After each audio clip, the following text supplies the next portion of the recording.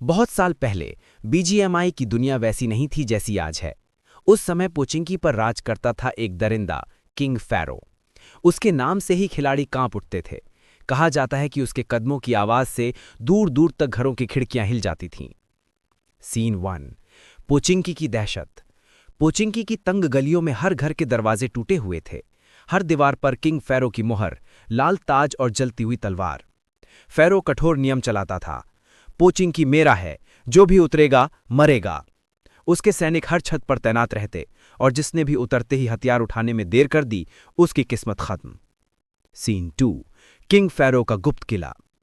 Pochinki church के नीचे एक पुराना बंकर था, जहां फैरो अपनी सेना तैयार करता था। वहां पर एक पिंजरा था, जिसमें पकड़े गए खिलाड़ियों को रखा जाता और फैरो खुद उनके साथ ट्रेनिंग के नाम पर खतरनाक लड़ाई करता। उसका लक्ष्य था पूरे रैंगल पर कब्जा करना। सीन 3। 3 स्क्वाड का आगमन।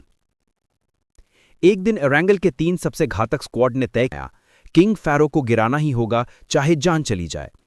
रात होते भी वे चुपके से पोचिंकी में घुसते हैं, लेकिन फैरो कैमरों से सब देख रहा होता है। वो मुस्कुराता है और बोलता है, शिकार खुद चलकर मेरे पास आया है। अचानक हर छत पर स्नाइपर जाग उठते हैं। हर गली में घात लगाकर बैठे सैनिक हमला शुरू कर देते हैं। गोलियों की बरसात, ग्रेनेडों का तूफान और चारों ओर जलती इमारतें। पोचिंकी युद्ध का मैदान बन जाता है। शैडो वुल्व्स पहला धक्का रोकते हैं।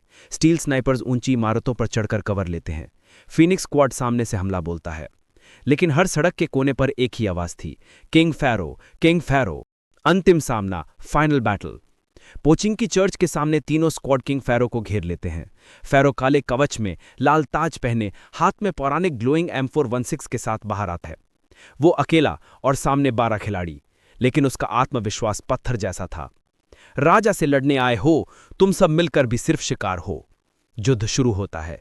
करीबी फायर फाइट, धुआं, गोलियां और छलांगे। एक एक करके कई खिलाड़ी गिरते जाते हैं, लेकिन स्टील स्नाइपर्स के लीडर वेरा किंग फैरो के करीब आ जाती है। वो एक ग्रेनेड निकालती है और फैरो के पैरों में फेंक देती है। धम